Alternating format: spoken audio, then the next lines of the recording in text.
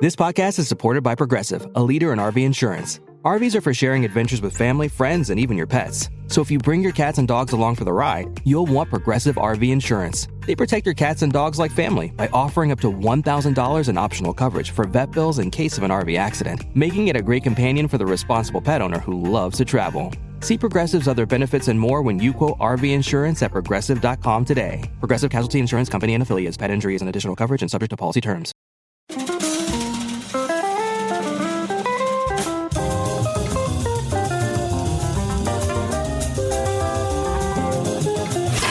It's The Other Side of Midnight with Frank Morano. This is The Other Side of Midnight. I'm Frank Morano. Very, very pleased to be joined in studio by Nancy Paton, who is a very, very talented filmmaker and media impresario, and the subject of one of her latest films is something that the whole country, the whole world, quite frankly, is talking about. The film is called Mountain Boy. And Nancy Paton is a screenwriter, producer, director, and she also happens to be the CEO and founder of Desert Rose Films. And she's in the country these days to talk about the film Mountain Boy. Nancy, thanks for joining me in studio. Thank you so much, Frank. It's an honor to be here. It's my honor. Now, you live primarily in the United Arab Emirates, right? Correct. I live in Abu Dhabi. Well, I am eager to hear more about that. So this has got to be kind of a natural time for you to be awake, I would think, then, right? I've been here for 5 days for the Chelsea Film Festival, so I've got used to New York time. Got it. Okay. You were telling me the flight to New York from the UAE and back is 15 hours? Correct. 15 hours. What do you do on a 15-hour flight? Well, I actually slept because I was lucky. Yeah. I'm a mother of 3 kids, so when I'm away from them, I pick up on my sleep. Okay, so you don't bring the children on the 15-hour flight? No, not this time. Oh, that's got to be a challenge. At 30 minutes after the hour, you're listening to The Other Side of Midnight. So who watches the kids when you're doing film festival things in another country? Well, so luckily my mother is a very supportive mom, and every time I have to go away for work, she flies in and she's with the kids right now. And they love being with Granny, so it's great. That's great. How old are your children? I have a 10-year-old, an 8-year-old, and a 3-year-old. Wow. Okay. As and having an almost 3-year-old myself, I know that you have your hands full just with that one. I can't imagine 2 additionals. All right. Mountain Boy deals at least a little bit with the issue of autism. Correct. Did you always have an interest in exploring the subject of autism, or did that begin with this film project? So I've always made films, impact films. That's kind of my thing. Things that need to be highlighted, things to need, to be able to hear other stories. And then when it was the Special Olympics in Abu Dhabi in 2019, and there was a lot of awareness campaigns for people on the spectrum. And we went to a book reading of this beautiful children's book, The Boy Who Knew the Mountains, which deals with this boy with autism, and my son's on the spectrum. So when I took him to this book reading, he put his hands on his ears and all the mothers started crying in the room. And I was like, this is such a powerful story. I'd really love to tell it, share it with the world. As a filmmaker, I was like, I need to get, I want to write it, I want to direct it, I want to produce this film. So I stalked the mother or the author of the book, who happens to be a mother of a boy on the spectrum. And I said, I want to make this into a feature film. And from then on, that's been my main goal. And finally, we're here, and finally, it's at festivals. That is terrific. I'm going to ask you in a second how people might be able to see it and kind of what the next steps are in the festival circuit. But there are 2 boys with autism that live on my block. And, in the United States and in New York, there's a lot of services available to folks with autism. And there's a lot of understanding of neurodivergent situations. What is it like in other countries, including the UAE, for instance? Is there a lot of understanding, a lot of tolerance, a lot of services available for people that might be autistic or on the autism spectrum? When we start, as I said, with the Special Olympics of 2019, many things changed in our region, and it was kind of now the acceptance at schools, we really, and it is a spectrum, right? So when we found the boy, I actually was told, look, you're not going to find a boy on the spectrum. You can't have him as an actor. It's too much of a risk. I was like, no, I really want to give an opportunity to a boy on the spectrum to play the lead role. And I really thought we wouldn't get anyone auditioning. And then we had so many families coming and bringing their boys to the auditions. Wow. And saying, and boys, the actor had to speak and walk and had to act. So some of the parents would come with boys on the spectrum who didn't have that ability, but to be able to audition for a feature film, for you to give us that opportunity was such an honor for them. So we really saw a lot of families come and say, look, we really want to, have that opportunity. So since then, and we didn't think we'd find a boy on the spectrum who would, and we did.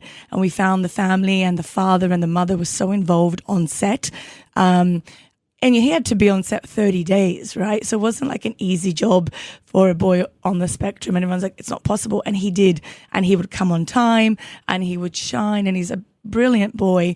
And since then, people are noticing, we need to give opportunities to people on the spectrum in different fields. And yeah. That's great. I want to ask you about that casting process in just a moment, because I'm sure that's a pretty bold choice and a challenging one. In terms of the film itself, just give us the broad strokes. What's the film about? So it's about a boy on this, he gets shunned by his family or his village in the mountains, because they don't understand his neurodiversity, his autism. But he's always got this, feeling and love for nature and, understanding of how the world works and he goes on an adventure around the UAE, searching for his mother's family, which he does find with his best friend Baraka, which is a Arabian Saluki. And through that, people start seeing his kind of superpower, his kind of knowledge, and start learning through his eyes, how to accept the world, and he gets accepted. So it's a family good feel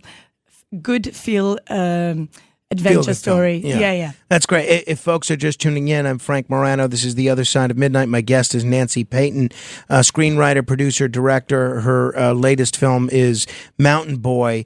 I know you are in town for the Chelsea Film Festival, but how are people able to see the film now? How will people be able to see it? So the Chelsea Film Festival has an online portal, which you can see the film until the end of the month. So until the 31st of October, you can go in and see it there. We are then heading to... For free? Or you have to pay? I think you've got to pay but you can watch all the movies. Oh, great. Okay. There's a whole, and all the other films are amazing. I actually have to say the Chelsea Film Festival was a fantastic festival. The programmers, the organizers, did a great job.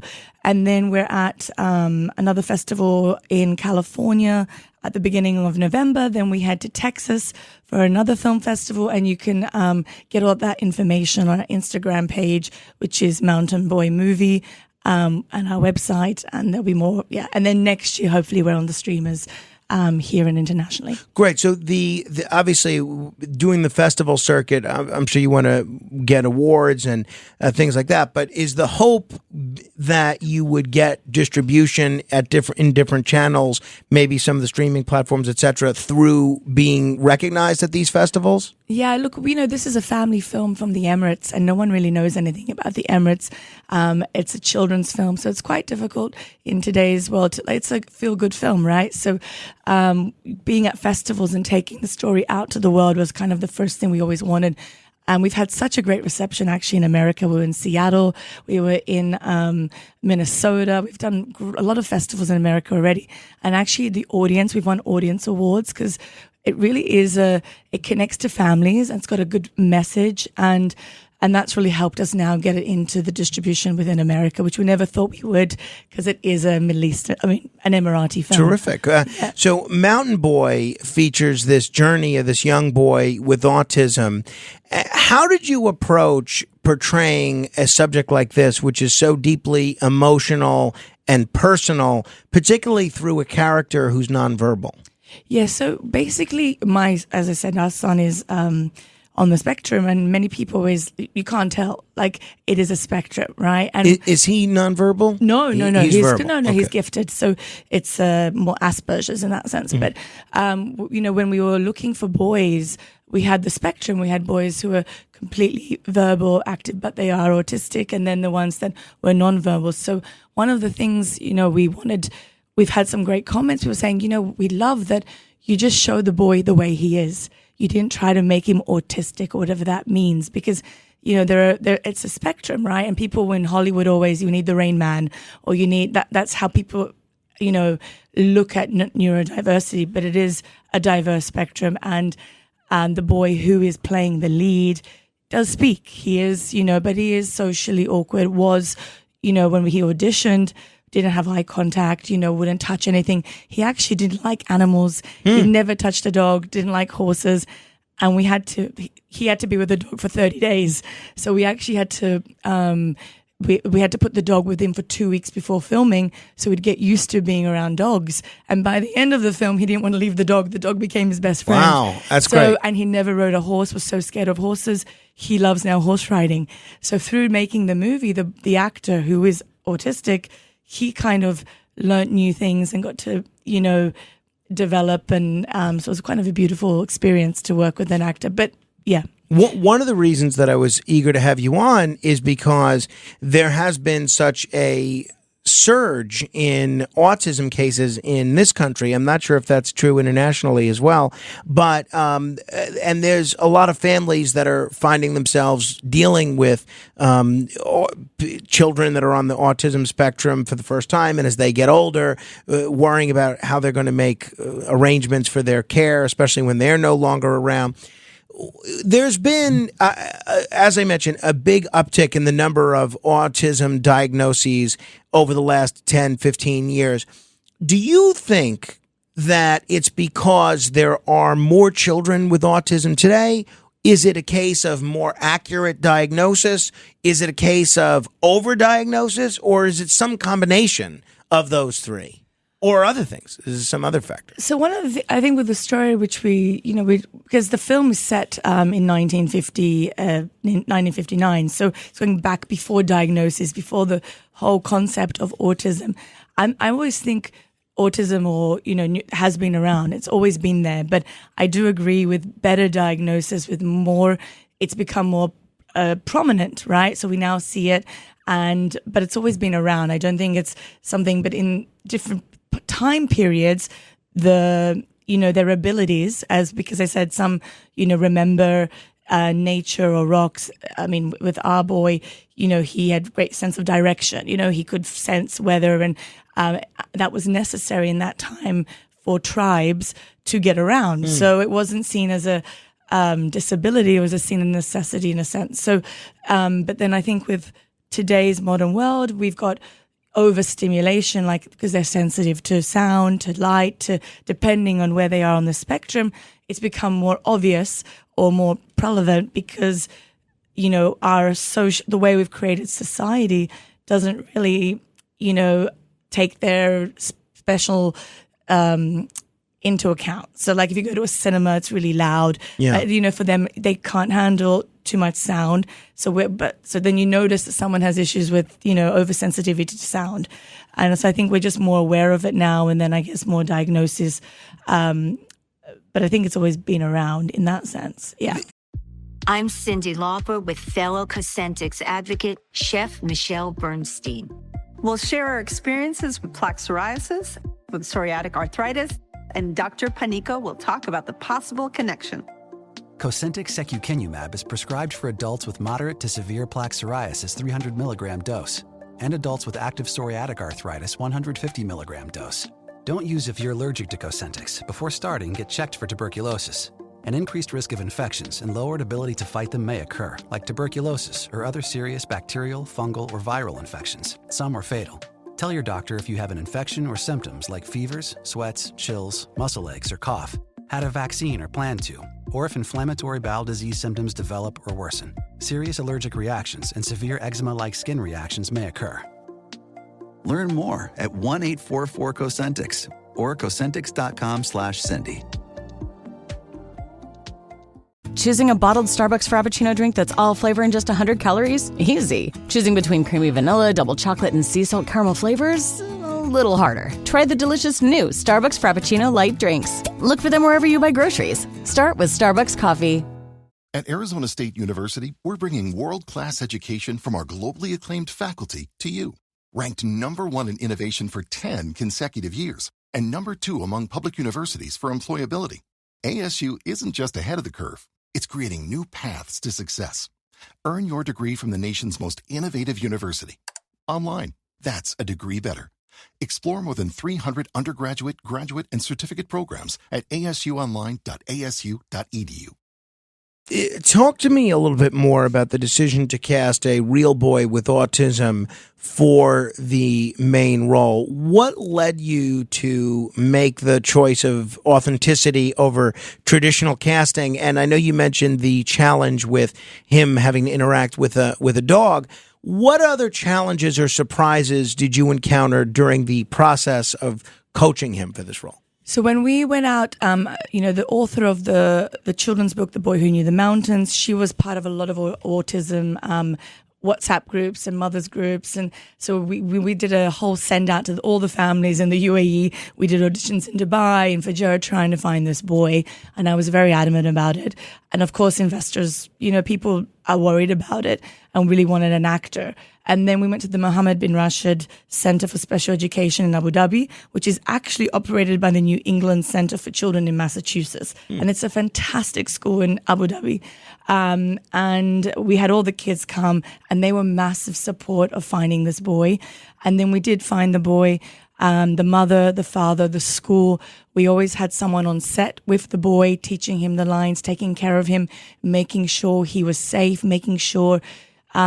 in the end, when we were on set, our main thing I always said was, if he's happy, if we do it. If he's not happy, we stop. When we did find the boy, it wasn't already, we stopped worrying about the film and the end product. It was about how he feels and what he wants to do. So, of course, a lot of the film changed. A lot of the script changed. The way we filmed changed because he couldn't do certain things. But then he could do some things which we did not expect. So we filmed that, right? So as filmmakers and as crew, we learnt to be a better crew because we then realized we had to think of him first. And that's not normally done on a Hollywood set because in the end, time is money and you've got to do certain things. And we had to change our understanding of what this film was. And our main priority was his happiness and for him, and that was our main priority. So the film takes place in these stunning landscapes of the UAE. How did the environment play a role in shaping the narrative of the film? Were there any logistical challenges that you faced while filming in what you may just consider this home, but what a lot of us would consider sort of a remote setting? Yeah, so I've lived now in the Middle East for 12 years, as firstly Saudi and then the UAE, and everyone thinks of the UAE as Dubai, like New York. There's glitz and glamour. And the reality of it, it's a lot of nature. It's mountains, it's seas. A lot of people live still in farms and villages. A lot of people are sailors, fishermen. And so when I did get this book, it was all about the real people of the region. And I was like, I wanted to show that side. And with that, I really wanted to show the nature and how connected the people are to nature. And that was something that was very important. So, once we found the boy, the next thing was how do we incorporate showing the nature? And as I said, when the boy couldn't do things or when he had to take time out, we filmed the nature. We filmed, the landscape and the beauty of the people. And so, as I said, we've captured the boy, but also the nature to kind of give the full picture of, because he was so connected to nature. And yeah, I'm really happy that the film actually did portray the real United Arab Emirates and show that. So we did a great job there. I watched about 15 minutes of it right before the show, and I'm looking forward to seeing the rest of it after the show. And the thing that jumps out at me, other than the story being very heartwarming, is how compelling the visuals of this film are, and they're just breathtaking. It did not surprise me after I saw a little bit of these incredible images that you you actually won Best Cinematography at the Chelsea Film Festival, so congratulations for that. But can you talk a little bit about that? Share some insights into your vision for the cinematography and how you and your team work to kind of capture the beauty of these mountains while reflecting on this boy's internal journey. Yeah, so, from when I found the book and I finally wrote the screenplay, and then I started going to all the locations, you need to get to know the locations. So I fell in love with all these locations. So when we looked at a director, I really wanted a director who was Emirati, who really understood the culture. But then when I looked at cinematography, I really wanted someone to come that had never been to the region, that had no bias to the region, who had no understanding of what was. So when he came, he really came and saw everything for the first time. So I'd take him to a location and he was like blown away. So he saw the beauty, and because we really wanted someone that could come in, film what they saw in a like non-biased, very like open way. And I think their relationship, really shines in the film, because you have this, he shows the country for what the nature really is, which is beautiful. So, I'm really, really, really blessed and honored that we won Best Cinematography as well as Best Young Actor for the NASA, which was amazing for him. Did he come to the film festival also? No, sadly not. It is an indie low budget film. I understand. So there are limitations. I get it, believe me. All right. So if people want to see it, the best way to do it at the moment is to go online and check out the Chelsea Film Festival's website, and you can see the films on there, including Mountain Boy. But it should be distributed widely internationally soon and probably available on some of these streamers. But if you happen to be at any of these upcoming film festivals in Texas or elsewhere, you might be able to see it firsthand as well. Very exciting. By the way, being first in Saudi Arabia and now in the UAE, how did you end up in the Middle East to begin with? I am a writer originally, and I love culture, and I love learning things. And I was living in London after having studied in New York. And where are you from originally? Australia. Australia. Yeah, I'm a bit of a nomad. And then I was very interested in stories from the Middle East and culture. And my husband had got a job at that time to Dubai or Saudi Arabia. And I really, really I said, if you go to Dubai, I'm staying in London. But if you go to Saudi, I will come. Just as a woman and a writer, and the culture being so different, I really kind of wanted to firsthand understand what it was like to live there and write stories about the region. And that's what took us to Saudi. As a woman, are there limitations on how you dress and how you appear and how you present yourself in public in the UAE? Not in the UAE, no. And when I did move there were limitations in Saudi Arabia. But as everything has changed in the last 7 years, now you can dress. Yeah, it's open now. Well, yeah, but never in the UAE. Actually, you've always been allowed to dress how. Yeah. Did you ever watch the animated television series Garfield and Friends? I did watch Garfield and Friends. But Do you remember how Garfield was always threatening to send the rival cat Mermal to Abu Dhabi? Do you remember Not that? at all. Well, you are missing out, because I have to say, I was not even entirely sure before you came in here that Abu Dhabi was a real place, and now I am convinced that it is. It is a real place, and it is a really beautiful place to live. Yeah, it's a lovely place to live, and I'm very blessed to be there. But it is nice to be back in New York and in the big city, and being accepted back in America as well with the feature films. So. All right. Nancy Paton, founder and CEO of Desert Rose Films. People should be on the lookout for Mountain Boy. Thank you so much for coming in. Thank you so much. Have a safe trip back, and perhaps you will run into Mermal on the way back to Abu Dhabi. Abu Dhabi, it's far away. Abu Dhabi, that's where you'll stay. Abu Dhabi, the place to be for any kitten who's annoying me. Yeah, Abu Dhabi, way off the track. Abu Dhabi, now don't come back. Abu Dhabi, what a great thrill for any kitten who can make me ill. Now some take a train and some take a plane, but I am sending you. Not by a boat or even a goat, but in a box marked postage too. Abu Dhabi, you're what they lack. Abu Dhabi, now you're all packed. Abu Dhabi, a far commute for any kitten who is too darn cute. Feel like you're stuck in career limbo? Clock in, clock out, repeat. No growth, no new opportunities. It's time to break out and break into tech. With CBT Nuggets, you can start building the IT skills that companies are hiring for right now. We make training fast, simple, and practical. From networking to cybersecurity, you'll get short, easy-to-watch videos and hands-on virtual labs so you can build real-world skills without expensive gear or complicated setups. For just $59 a month, you get unlimited access to our full training library. That includes certifications, skill-based learning, and practice exams, a $100 value included free. Learn anytime, anywhere, and get job ready on your terms. Thousands have used CBT Nuggets to launch new careers, and you can too. Right now, CBT Nuggets is offering a free trial.